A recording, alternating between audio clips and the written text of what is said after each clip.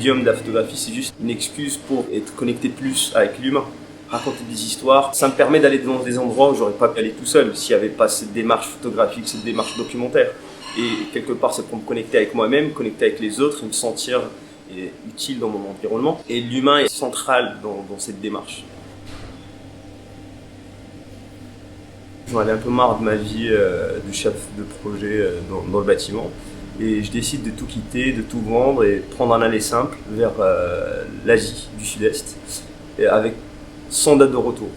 Et à ce moment-là, j'avais un appareil photo, je le prends avec moi et je commence à voyager sans but précis. C'était plus un voyage intérieur, un voyage pour découvrir le monde, pour voir d'autres civilisations, d'autres cultures. Et à ce moment-là, l'appareil photo me permettait de rentrer chez les gens, de raconter des histoires. C'était le médium qui m'allait le mieux pour communiquer avec les autres et partager. Et donc, fin 2016, je décide de rentrer au Maroc et de commencer mon premier sujet sur la migration à la frontière terrestre, plus précisément au niveau de l'enclave espagnole Melilla, au nord du Maroc. Et là, je vais sur place avec mon appareil photo, je prends des renseignements, je passe quasiment 3 semaines entre le Maroc, Melilla et Fès. C'est, on va dire, une base arrière où les migrants se regroupent avant d'aller vers la barrière. Donc je rentre en contact avec ces jeunes, je passe du temps avec eux et j'obtiens leur accord pour passer plus de temps avec eux en forêt. Donc là je fais un premier voyage, je retourne, je regarde les images que j'avais et puis à certains moments je sens que le sujet peut aller beaucoup plus loin que ce premier voyage.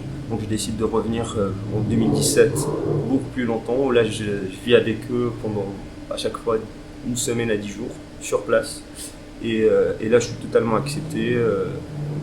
Je prends des photos comme je veux, je suis libre, ils me font totalement confiance. Et depuis j'ai pas arrêté en fait. J'essaie de me positionner d'un point de vue d'humain à humain. Genre, il n'y a pas un rapport comment dire, il n'y a pas un rapport de supérieur inférieur ou un regard misérabiliste. Sur un sujet, j'essaie de comprendre comment ils voient la chose, essayer de transmettre ça à travers mes images. Donc effectivement, quand on part au Rwanda pour travailler sur la notion de réconciliation et de pardon, c'est pas pour renvoyer vers le génocide, c'est pour renvoyer vers l'avenir, renvoyer pour les changements qu'il y a eu, la transformation. Aujourd'hui, le Rwanda il trouve encore des fosses communes avec des corps liés au génocide, mais ils sont plus dessus. Ils avancent, ils veulent construire des choses. C'est pris en charge effectivement, mais pour eux dans leur tête, on avance, on progresse. Ce qui est important, c'est demain.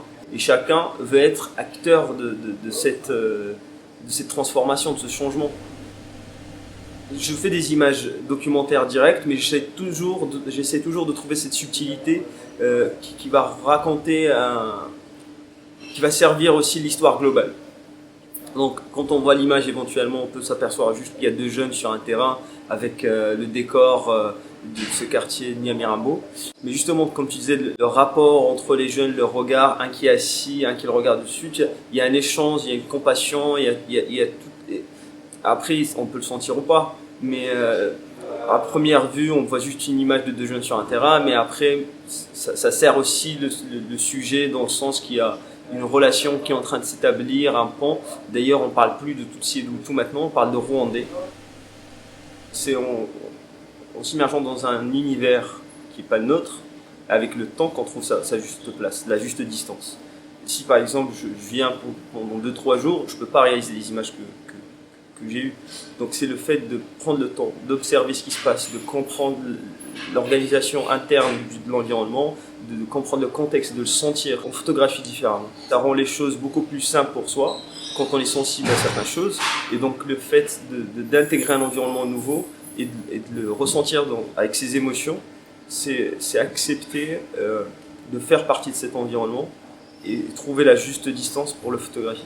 Aujourd'hui, on est bassiné avec des milliers d'images et les gens ils regardent ça sur leur smartphone, ils zappent. On a plus ce rapport à l'image. Avant, l'image c'était dans des livres, dans des magazines, et on avait une certaine distance, on prenait le temps de digérer l'image, de la regarder, d'observer les détails. Et si tu veux accrocher et développer une audience autour de ton sujet, il faut qu'il y ait une narration, il y a qu'une histoire derrière. Parce que le but, ça sert à rien que je capture des images et que je vive en immersion avec des sujets et je les garde sur mon disque dur, c'est pas ça l'objectif. L'objectif, c'est de créer des ponts entre les gens. Je vais te donner l'exemple des Haratines.